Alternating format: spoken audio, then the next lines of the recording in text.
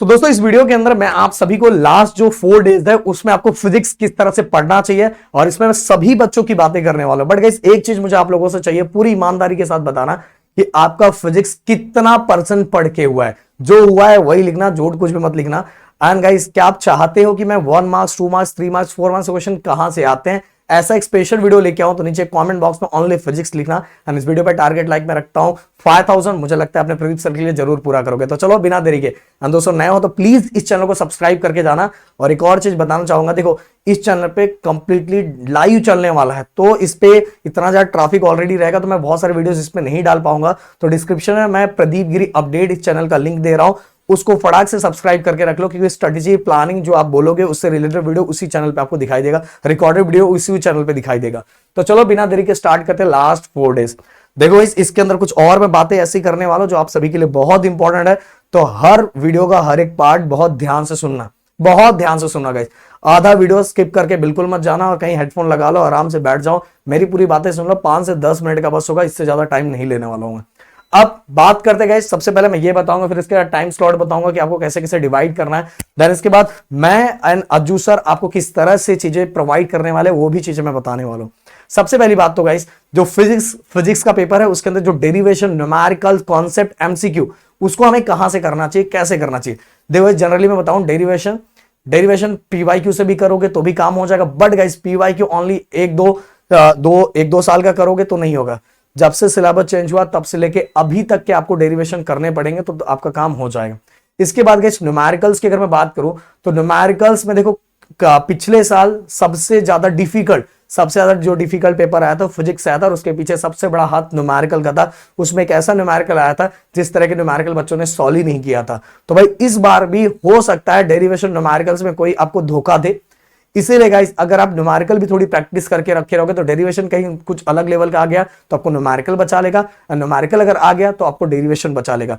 इसलिए दोस्तों जितनी मेहनत कर सकते हो, आपके पास 4 दिन है, आराम से टाइम स्लॉट बना के प्रॉपर तरीके से मेहनत करो। जीरो स्टडी हुई है तो उसके लिए भी मैं प्लानिंग दे रहा हूं कि आपको कैसे करना, और अगर पढ़ के हुआ है तो आपको रिवीजन भी कैसे करना, वो भी चीजें बताने वाला हूं। तो न्यूमेरिकल अगर आपका पढ़ के हुआ है तो आपको न्यूमेरिकल सॉल्व्ड एग्जांपल के बाद देन पीवाईक्यू, सॉल्व्ड एग्जांपल जो बुक के अंदर बॉक्सेस रहते हैं उसके अंदर, देन इसके बाद पीवाईक्यू। ओके, इसके अंदर पहले सॉल्व्ड एग्जांपल करना है, पीवाईक्यू। अगर ये दोनों हो जाता है देन इसके बाद टेक्स्ट बुक के पीछे जो न्यूमेरिकल्स दिए वो भी कर सकते हो, जिन बच्चों का हुआ है।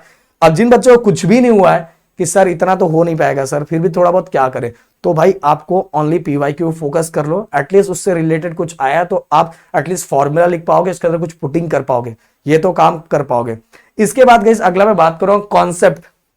मान लो जो 2 मार्क्स के क्वेश्चन आते हैं, कुछ गिव रीजंस टाइप दिए रहते हैं, कुछ क्वेश्चंस पूछे रहते हैं, इस तरह के जो क्वेश्चंस होते हैं गाइस, जो हम लोग लेक्चर्स लेंगे उसके अंदर जो चीजें करवाई जाएगी उस पर फोकस कर रहे हो। डिटेल लेक्चर्स को अगर आपने फोकस किया तो इन सभी का भी आंसर आप आराम से दे दोगे। एमसीक्यू की अगर मैं बात करूं तो एमसीक्यू गाइस आप सभी को, जो बोर्ड ने 2-3 सालों पहले क्वेश्चन बैंक रिलीज किया था, उसके 1 मार्क्स के जो क्वेश्चन है अगर उसकी प्रैक्टिस कर लोगे तो एमसीक्यू हैंडल कर लोगे गाइस। ऐसा नहीं कि सेम टू सेम वही दिखाई देगा, पर उसकी प्रैक्टिस कर लोगे तो आपका माइंड खुद चलना स्टार्ट हो जाएगा, एंड गाइस इसको भी आप हैंडल कर लोगे। और बहुत सारे बच्चे तो ये सोचते हैं सर इसका काम हो जाता है, तो भाई इसका काम हो जाता है। आप सेंटर पे एग्जाम दे रहे हो, आपको खुद ही समझ में आ रहा है हो रहा है कि नहीं हो रहा है। ओके, क्या मैं बोल रहा हूं समझ रहे होगे। आगे चलता होगा इस अगला 11, 12, 13, 14, 15। अब गाइस इसको हमें किस तरह से डिवाइड कर रहा है, मैं इसमें 3 तरह के बच्चों को ले रहा हूं। पहला जिसका पढ़ के हुआ है, दूसरा जिसका जीरो स्टडी हुआ है, तीसरा जिसका मराठी का पेपर भी है।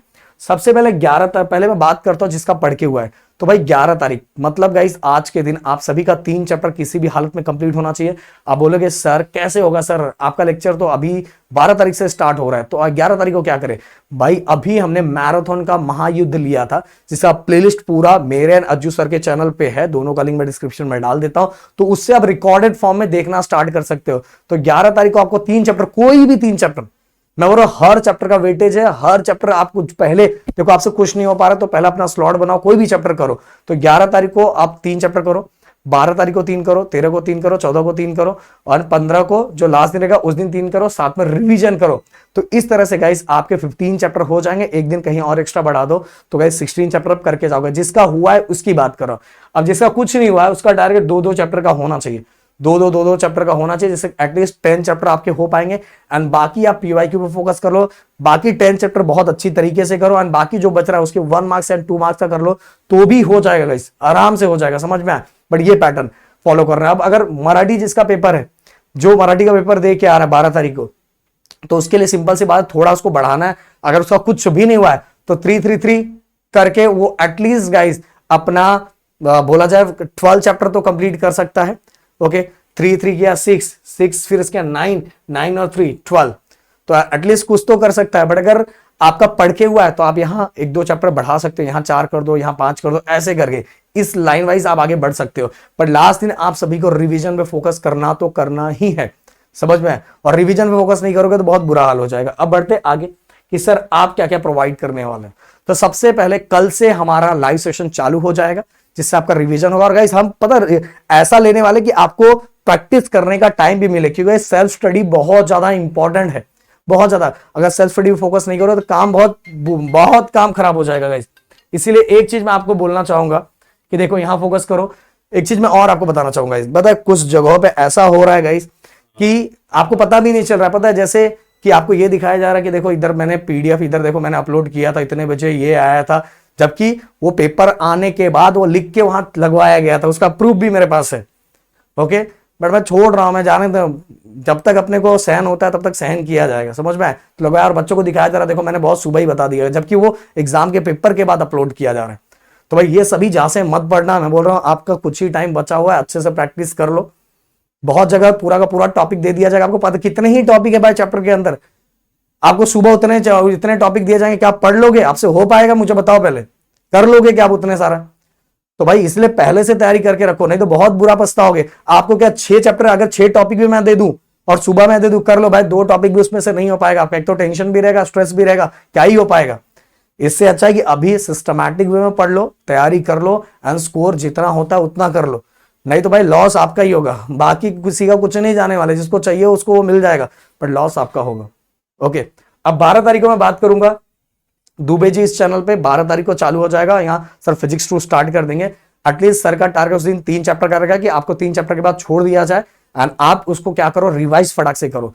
देन इसके बाद 13 तारीख को 8 बजे, वैसे मैंने 9 बजे लिखा था पर अभी मेरी प्लानिंग 8 बजे की चल रही है। 8 बजे आप समझ के चलो, उस दिन मैं 3 से 4 चैप्टर की 3 या 4 चैप्टर मैं खत्म कर दूंगा, जिससे आपको बाद में 2-3 घंटे का 3-4 घंटे का बीच में गैप मिल जाएगा, तो उसमें अपनी चीजों को जाकर फटाक से रिवाइज कर लेना। फिर शाम को 5 बजे आपको एटलीस्ट 3 या 4 चैप्टर दुबे जी भी करवा देंगे, दुबे जी इस चैनल पे, जिससे आपका फिजिक्स 1 फिजिक्स 2 दोनों साथ में चल रहा है। एंड बाकी 14 तारीख को जो रिमेनिंग चैप्टर बचेंगे वो करवा दिया जाएगा, तो जिससे गाइस 13 एंड 14 में आपका एक बार सिलेबस और पूरी तरह से कंप्लीट हो जाएगा। एंड इसके बाद गाइस हम फाइनल टेस्ट जो देने वाले हैं वो 15 तारीख को महा रिवीजन का महायुद्ध। देखो दोस्तों, कभी भी आप पूरा पढ़ने के बाद जब तक आप रिवाइज नहीं करोगे तब तक स्कोर बढ़ने वाला नहीं है। इसलिए 15 तारीख को सुबह 8 बजे से मेरे इसी चैनल पे मैं फिजिक्स 1 का पूरा कंप्लीट रिवीजन करवाने वाला हूं, एंड 5 बजे से अज्जू सर अपने दुबे जी इस चैनल पे आप सभी का कंप्लीट रिवीजन करवाने वाले हैं। तो ये सभी स्लॉट है। 16 को मॉर्निंग में 1 पेज नोट्स जो हमारी तैयारी चल रही है, अगर आप लोग का प्यार मिला तो जरूर करवाएंगे। अगर नहीं, मतलब हमें दिखा कि आपका सब कुछ हो चुका है, तो मॉर्निंग जागो वाले सीरीज, चलो उठ जाओ वाली सीरीज की अगर जरूरत नहीं है तो फिर हम मतलब उसको कैंसिल कर देंगे, कि फिजिक्स में ऑलरेडी हम इतना करवा चुके रहेंगे। तो सभी आपके प्यार एंड रिस्पॉन्स पे दिखाई देगा, रिएक्शन पे दिखाई देगा कि हमें सुबह सेशन लेना चाहिए नहीं लेना चाहिए। अगर सेशन होगा तो अज्जू सर के चैनल पे आपको दिखाई देगा सुबह मॉर्निंग में 5:30 बजे। बट गाइस ये दिखाई देगा 13, 14, 15 को आपका रिस्पॉन्स किस तरह से दिखाई दे रहा है, और रिस्पॉन्स दिखा तो एक शॉर्ट रिविजन और देंगे। तो इतनी मेहनत हम लोग करने वाले हैं भाई। पूरा 1 साल से जब हम दोनों अलग अलग थे तो भी हम इतना मेहनत कर रहे थे, साथ में तो भी हमने मेहनत किया, और लगातार हर सेशन के लिए इतना मेहनत किया। मैं बताना चाहूंगा अभिषेक सर तो बीमार हो गए हैं, क्योंकि पहली बार वो मेरे साथ रह के ना इतना उनको जागना पड़ रहा है, तो वो उनको बस केमिस्ट्री करना रहता था, बाकी दिन को आराम मिल जाता था। बट अभी उसको बाकी चीजों पे फोकस, उनको बाकी चीजों पे फोकस करना पड़ रहा है। तो भाई वो तो क्योंकि उनकी आदत नहीं है, हमारी तो आदत है। तो और मेरे घर पे तो वैसे भी बहुत प्रॉब्लम चल रहा है, कोई बीमार चल रहा है। रात को, आज रात को भी सीन हो गया, छोटा वाला बीमार हो गया, तो उसको 3:30 बजे लेके गया, पता नहीं क्या हो रहा है। तो इतनी सब चीजें गाइस मैं बोलना चाहूंगा आपके लिए, नेक्स्ट लेवल का मेहनत किया जा रहा है। खड़े हैं, पूरी हालत खराब है, फिर भी मेरा तो 8, 9 ऑफलाइन ये वो सब कुछ है गाइस, सब कुछ मैनेज कर रहा हूँ। बट प्लीज रिक्वेस्ट है, पढ़ाई पे फोकस कर लो, यहाँ वहां की चीजों मत पढ़ो, नहीं तो पेपर देख के आओगे ना रोने पछताने में कब से बोले जा, रोने और पछताने के अलावा कुछ नहीं मिलेगा और फिर लॉस आपका ही होगा। जय हिंद एंड जय महाराष्ट्र दोस्तों।